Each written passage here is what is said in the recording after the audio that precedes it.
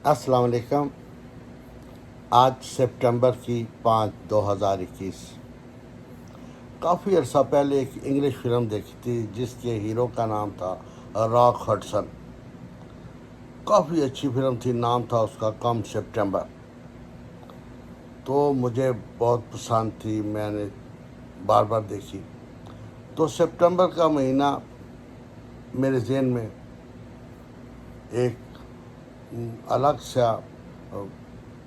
ماحول پیدا کرتا تھا، لیکن جو آج ہم بات کر رہے ہیں وہ سپٹمبر، جب بھی پاکستان میں سپٹمبر کا مہینہ آتا ہے تو خاص طور پہ ہر ایک پاکستانی 6 ستمبر کو نہیں بھول سکتا۔ مجھے یاد ہے کہ اسکول میں ہیڈ ماسٹرس نے تمام کلاسز کو اکٹھا کر کے گراؤنڈ میں کہا کہ آپ گھر پہ جائیں، پاکستان پہ حملہ ہو چکا ہے، اپنے بستے اٹھائیں، سیدھے گھروں میں جائیں، راستے میں کہیں رکنا، کھیل کود نہیں کرنا۔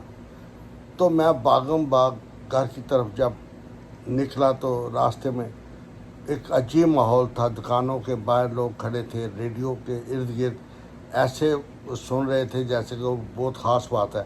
اور اس وقت جنرل محمد ایوب خان فیلڈ مارشل تقریر کر رہے تھے۔ تو ان کی تقریر 2 لفظ مجھے یہاں سے آواز آتی، میں بھاگتا جا رہا تھا، 2 آگے سے اس طرح، کیونکہ ہر ایک دکان کے باہر لوگوں نے ریڈیو اونچی آواز میں لگا رکھے تھے اور وہاں پہ لوگ جمع تھے تقریر سننے کے لیے۔ تو یہ جو فیلڈ مارشل محمد ایوب خان صاحب، اللہ ان کی روح کو جنت نصیب کرے، انہوں نے پاکستان کے لیے ڈکٹیٹر ہوتے ہوئے بھی وہ کام کیے جو ان کے بعد کوئی بھی ہمارا سیاسی لیڈر نہ کر سکا۔ انہوں نے منگلا ڈیم، تربیلا ڈیم جیسے 2 عظیم باندھ بنائے بجلی کا مسئلہ حل کرنے کے لیے۔ تیسرا ڈیم، کالا باغ ڈیم، بہت بڑا بنانا شروع کیا، جو کہ آج تک پھر ان کے بعد کوئی بنا نہ سکا۔ 1 یونٹ کا تجربہ کیا، پریزیڈینشل سسٹم لائے، وہ کسی کی اس کے بعد ضرورت نہیں کہ وہ اتنا بڑا چینج کر دے۔ انہوں نے کراچی سے اسلام آباد اپنا دارالخلافہ شفٹ کیا، یہ بھی ایک بہت بڑی بات تھی۔ آج ہوتا تو یہ سیاسی لیڈر ہی وہاں پہ 100 طریقوں سے رکاوٹیں پیدا کرتے، لیکن ان کے سامنے کسی کی ضرورت نہیں تھی کہ وہ کوئی ان سے تکرار کرے یا نو کہہ سکے۔ تو یہی وجہ تھی کہ وہ ایک کامیاب ترین ایک ڈکٹیٹر کہہ لیں آپ، یا پاکستان کے بہت اچھے آپ کہہ لیں صدر رہے۔ تو ان کے زمانے میں یہ جتنے پل بنے جی روڈ پہ آپ دیکھ رہے ہیں، ان پہ جو تختیاں لگی ہیں وہ لکھا ہوا ہے کہ inaugurated by Amir Muhammad Khan, president اور governor of Punjab, west Pakistan. اس وقت ایسٹ پاکستان، ویسٹ پاکستان یہ ایک ہی تھا پاکستان۔ تو اب جب میں گھر پہنچا تو مجھے پتہ چلا کہ انڈیا نے پاکستان پہ حملہ کر دیا، اور اب کوئی پتہ نہیں کہ کیا بنتا ہے، پاکستان کا کیا بنے گا۔ ہماری افواج اس وقت ایکٹیویٹ نہیں ہوئی تھی، لیکن آفرین ہے، میرا تعلق بھی گجرات سے ہے، اور مجھے فخر ہے کہ میرے گجرات کے ایک سپوت نے اس وقت شہادت قبول کی جب کہ انڈیا چاہتا تھا کہ ہم لاہور میں شام تک پہنچ جائیں۔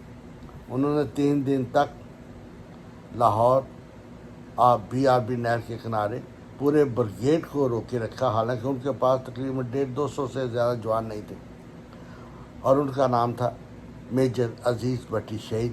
وہ گجرات کے ایک قصبہ لادیا سے تعلق رکھتے ہیں۔ آج بھی ان کا آبائی گھر آپ دیکھنے جائیں تو دل خوش ہوتا ہے کہ ہمارے پاکستان میں ایسے جوان بھی ہیں۔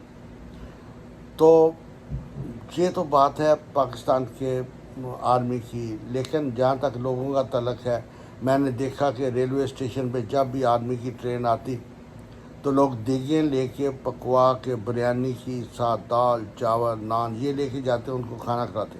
اگر وہ ٹرین 2 گھنٹے رکتی تو تمام فوجیوں کو عوام کھانا پیش کرتے۔ جب بھی مجھے یاد ہے وہاں پہ ٹرانزٹ کیمپ تھا، وہاں پہ آرمی کے ٹرک آتے تھے، وہاں ان میں سامان ہوتا تھا، وہ اتارنا ہوتا تھا، تو سب جو ہیں لڑکے محلوں کے وہ اکٹھے ہو کے چلے جاتے تھے، چلیں ہم سامان ہوتا ہے، اور وہاں جا کے ہم بھری ہوئی بوریاں سامان کی اٹھا کے ٹرانزٹ کیمپ میں شفٹ کر دی تھی۔ تو یہ تھا کوآرڈینیشن عوام اور آرمی کا۔ پاکستانی عوام اور یہ آرمی کے بچے علیحدہ نہیں ہیں، دے آر فرام اس۔ یہ ہمارے بیٹے، ہمارے گاؤں کے نوجوان ہیں جو سرحدوں پہ ہماری حفاظت کے لیے کھڑے ہیں، اور ہم پیچھے ان کے لیے دعائیں کرتے ہیں اور ان کے لیے ٹیکس دے کے پیسے اکٹھے کرتے ہیں تاکہ یہ مزید اچھے سے اچھے ہتھیار خرید کے ہمارا دفاع کر سکے۔ ایک بات تو ہر جنگ سے ثابت ہو چکی ہے کہ فوج جو ہے نہ وہ ہتھیاروں سے فتح یاب ہوتی ہے، نہ وہ زیادہ تنہاؤں سے ہوتی ہے، نہ وہ کسی لالچ سے۔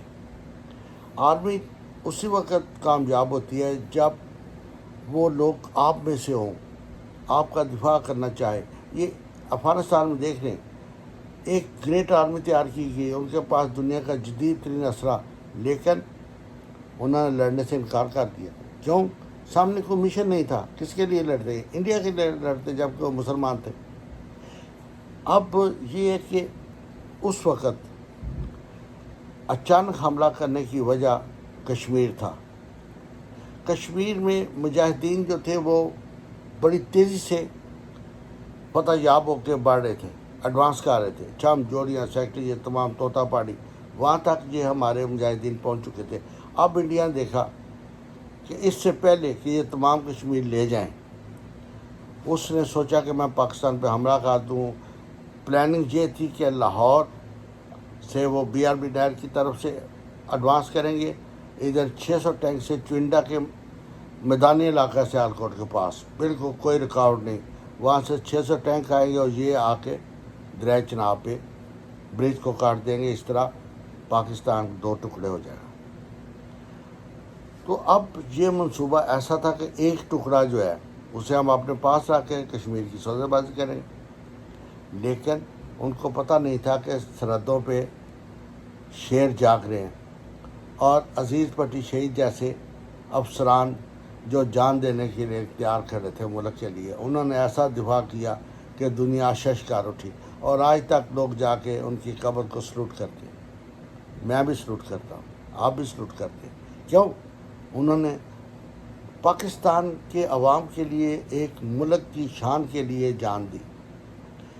تو اب آپ دیکھیں کہ اس جنگ کو جیتنے کے باوجود ایوب خان کو، کیونکہ یہ چیز ورلڈ لیول کے کسی کو بھائی نہیں کہ پاکستان جو ہے اس کا جوابی دفاع ایسا ہوگا کہ انڈیا کا پرائم منسٹر وہ شاستری تھا، وہ رشیا کے پاس چلا گیا کہ ہمیں بچاؤ۔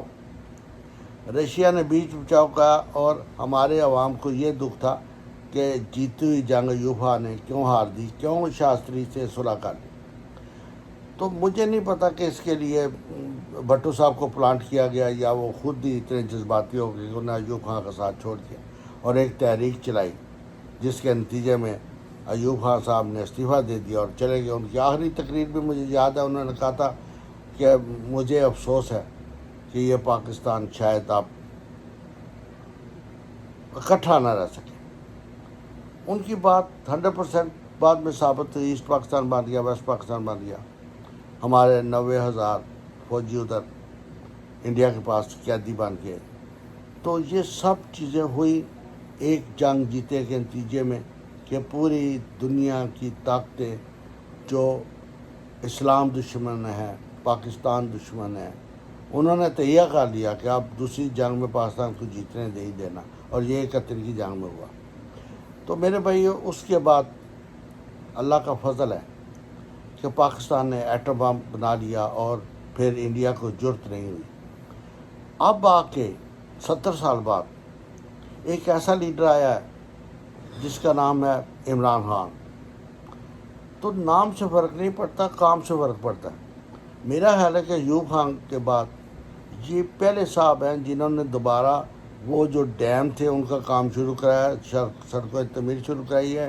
ایوب خان کے وقت ایک معاہدہ ہونا تھا RCD، regional cooperative development corporation, اس کے انڈر یہ تھا کہ پاکستان، ایران اور ترکی یہ تینوں ملک دفاعی لحاظ سے بھی ایک ہوں گے، اور ان میں ذرائع رسل وسائل مثلاً ٹرین ٹریک اور سڑکیں یہ بنے گی، آبائی روڈ ترکی تک جا سکیں گے۔ تو یہ تینوں ملک ایک ہونے جا رہے تھے۔ 70 سال میں کچھ بھی نہ ہوا، اب پھر وہی RCD کی یاد تازہ ہو رہی، یہ جو M1 مسجد، اب میں سنتا ہوں کہ یہ ٹرین چلے گی جی سیدھا استنبول جا کے رکے گی۔ تو اللہ کرے وہ جو خواب تھے وہ پورے ہو جائیں 70 سال بعد۔ اور عمران خان صاحب، آپ نے اس بات پہ قائم رہیں، دائم رہیں، ڈٹے رہیں۔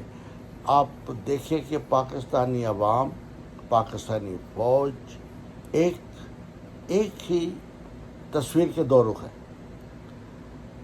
ہر ایک پاکستانی فوجی ہے، ہر ایک پاکستانی دلیر ہے۔ آپ یہ مت سمجھیں کسی کو بھی آپ رائفل دے کے بیچ دیں جاؤ ماس پہ، وہ چلا جائے گا، بے شک اسے رائفل چلانی آتی نہ ہو، پھر بھی وہ گھبرائے گا نہیں کہ میں نہیں جاتا۔ مجھے یاد ہے کہ گجرات میں ظہور لائی کا باغ تھا، یہ جو شہزاد صاحب ان کے والد کا ایک باغ تھا، ادھر امرود ہوتے تھے، تو وہاں رات کو انڈیا نے بم تو پھینکا، انہوں نے گجرات کی ساتھ چھاونی تھی وہاں پہ، لیکن وہ غلطی سے بم ظہور لائی کے باغ میں گرا۔ تو صبح لوگ جب پتہ چلا کہ بم، رات کو یہ تو پتہ چلا کہ بم گرا ہے، یہ نہیں پتہ کتنی شہادتیں ہوئی ہے، کیا ہوا ہے، کہاں گرا ہے، لیکن صبح یہ تھا کہ جب لوگوں کو پتہ چلا کہ یہ ظہور لائی کے باغ میں گرا ہے، تو گجرات، آدھا گجرات جاتا وہ پیادل گاڑیوں میں، ٹانگوں پہ، سائیکلوں پہ وہاں دیکھنے جا رہے تھے کہ بم جہاں گرتا ہے وہاں کیا ہوتا ہے۔ یہ نڈر قوم ہے، بھاگتے نہیں کہ ادھر بم گرا ہے اور بھی گر سکتا ہے، نہیں۔ تو یہ بات ہے، یہ جذبہ جو ہے یہ جب تک قائم رہے گا پاکستان قائم رہے گا۔ جو ہی پاکستان مضبوط ہوتا ہے، ساتھ کشمیر والے ایکٹیویٹ ہو جاتے ہیں، ان کو پتہ چل جاتا ہے کہ ہمارے ساتھ ہمارا بھائی کھڑا ہونے کے لیے طاقتور ہے، یہ ہمارے ساتھ ہمارا دفاع کر لے گا۔ اب بھی آپ دیکھیں عمران خان صاحب ادھر وہ کشمیر میں تحریک جو ہے وہ زور پہ ہے، کیوں؟ ان کو پتہ ہے پاکستان کمزور نہیں، یہ اب ڈریں گے نہیں، یہ سامنے کھڑے ہو کے انڈیا کے ہر لیڈر کا جواب دیں گے۔ تو یہی بات ہوتی ہے کہ اگر ایک بھائی جو ہے وہ طاقتور ہو، دوسرا تھوڑا کمزور ہو، وہ بھی اسے طاقت سے فائدہ اٹھاتا ہے۔ تو ہمیں بھی چاہیے کہ ہم تمام یہ باتیں بھول کے صرف ایک بات یاد رکھیں، ہم پاکستانی ہیں۔ جو ایک ملک آزاد ہوتا ہے، آزادی کی قدر ہم نے نہ کی تو آزادی چھین جائے تو پھر واپس بہت مشکل سے سینکڑوں سال لگ جاتے ہیں۔ دیکھیں ایوب خان نے جو کام کیے میں پہلے بھی گنوا چکا ہوں، کہ قائد اعظم کا مزار بنوایا، مزار قائد بنوایا، پھر لاہور میں یہ جو ہے ہمارے پہلے اس کو یادگار پاکستان کہتے تھے، اب مینار پاکستان کہتے ہیں، جہاں پہ اب ہماری اگلی فوج جو ہے وہ ٹک ٹک لڑکیوں کو یعنی چھیڑتی نظر آتی ہے۔ وہ بھول چکے ہیں کہ یہ جگہ کیا ہے، یا کیا ہوا تھا 1940 میں، یا 23 مارچ 1940 کو کیا تھا، ادھر کون کون کھڑا تھا، ان لوگوں نے کیا بات کی، کیا نظریہ پیش ہوا، یہ بھلا چکے ہیں۔ ہمیں چاہیے کہ ان تمام ترجیحات کو اپنی اگلی نسل میں ٹرانسفر کریں، انہیں بتائیں کہ ہم کون ہیں، پاکستان کا مقصد کیا، لا الہ الا اللہ، یہ بتائیں ان کو۔ تو اب آگے کی نسل کو ان کو ایجوکیٹ کرنا ہمارا کام ہے۔ Let's do our job. آئے ہم مل کے اپنے بچوں کی صحیح تربیت کریں، اپنی آئندہ نسل کو بیٹر طریقے سے ایجوکیٹ کر سکیں، اور اپنا یہ جذبہ جہاد سے قائم رکھیں۔ انشاءاللہ پاکستان ترقی کرے گا، پاکستان محفوظ ہاتھوں میں ہے، پاکستان کی فوج بہت سٹرانگ ہو چکی ہے۔ بڑی دیر کے بعد اللہ نے سنی ہے کہ عمران خان جیسا ایک لیڈر ہے جس میں کرپشن نہیں، کیونکہ کرپشن جو ہوتی ہے وہ کھوکھری جڑیں کر دیتی ہے۔ اللہ پاک پاکستان کو ترقی اور اس کا حامی و ناصر ہے، اور وہ 65 والی جنگ، وہ جو جذبہ وہ ہمارا قائم رہے تا قیامت۔ میں اپنی آرمی کو سلوٹ کرتا ہوں، میں اپنے عوام کو سلوٹ کرتا ہوں، میں تمام ان لوگوں کو سلوٹ کرتا ہوں جو پاکستان کی دفاع کے لیے، پاکستان کی ترقی کے لیے آج بھی کھڑے ہیں۔ تو انشاءاللہ پھر بات ہوگی۔ اپنا خیال رکھیں، اپنے بال بچوں کا، اپنے گرد و نواح کا، اپنے پیاروں کا، اپنے دوستوں یاروں کا، اپنے محلے داروں کا۔ پاکستان کو ہم نے بہت خوبصورت بنانا ہے، بہت آگے جانا ہے۔ لیٹس گو، ہم چلیں۔ آج کے اتنا کافی ہے۔ اگر آپ کو میری بات پسند ہو، اچھی لگے تو ضرور لائک کریں، سبسکرائب کریں اور شیئر کریں۔ میں شکر گزار ہوں گا۔ پاکستان زندہ باد۔ اللہ حافظ۔